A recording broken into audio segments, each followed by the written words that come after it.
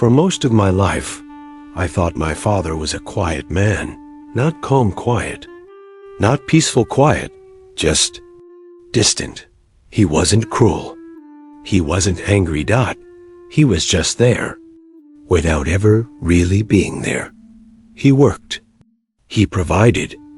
He came home tired.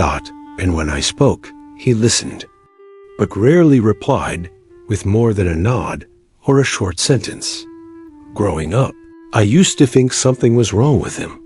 Why didn't he ask about my day? Why didn't he say, "I'm proud of you"?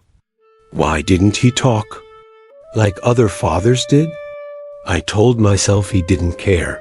That belief stayed with me for years, even when I became an adult, even when I built my own life, even when I had my own responsibilities. Whenever I visited him, the silence was still there.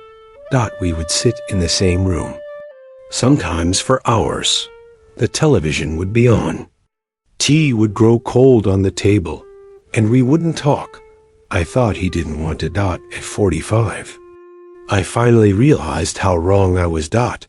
It didn't happen all at once. It happened slowly, the way understanding usually does. After I lost my marriage, after I experienced my own emotional distance, after I noticed my own silence growing. One evening, I caught myself sitting exactly like him. Same posture, same tired expression, same quiet. My son was talking to me, and I was listening, but not really responding. That moment shook me. Because suddenly, I wasn't looking at my father anymore.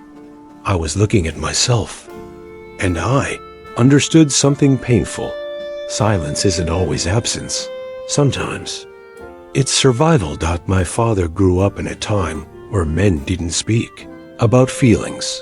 They swallowed them. Pain wasn't discussed. Fear wasn't admitted.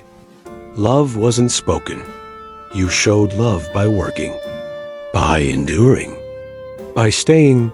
Words were considered unnecessary, even dangerous. No one ever taught him how to say, "I'm scared, I'm tired, I love you."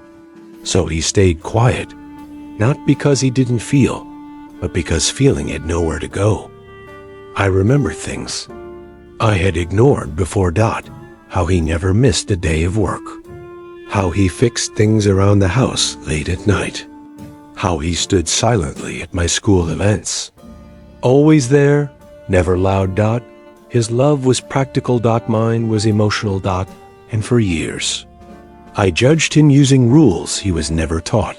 The older I got, the more I realized how heavy his silence must have been, carrying responsibility without complaint, carrying fear without relief, carrying love without language. At 45, I finally understood something that hurt. My father didn't fail me. He gave me everything he knew how to give. One day, while sitting beside him, the silence returned. But this time, it felt different. It wasn't awkward, it wasn't empty, it was full of things we never said. But both understood. I didn't need him to explain anymore. I could see it in his tired eyes. He did his best. And suddenly, I felt regret. Regret for the years I thought he didn't care. Regret for the distance I created. Regret for not understanding sooner. I realized something else too. Silence can be inherited if we don't break it. It continues. At 45, I chose to speak. Not loudly, not dramatically. Just honestly. I told my son things I was never told. "I'm proud of you. I see you. I'm here." And every time I say those words, I say them for my father too. Because now, I know. His silence wasn't cold. It was heavy. It was shaped by a world that never asked him how he felt. If your father is quiet, don't assume he doesn't care. Sometimes silence is just a man holding together everything he was never allowed to fall apart for. At 45, I finally understood my father's silence. And with that understanding came forgiveness, not just for him, but for myself.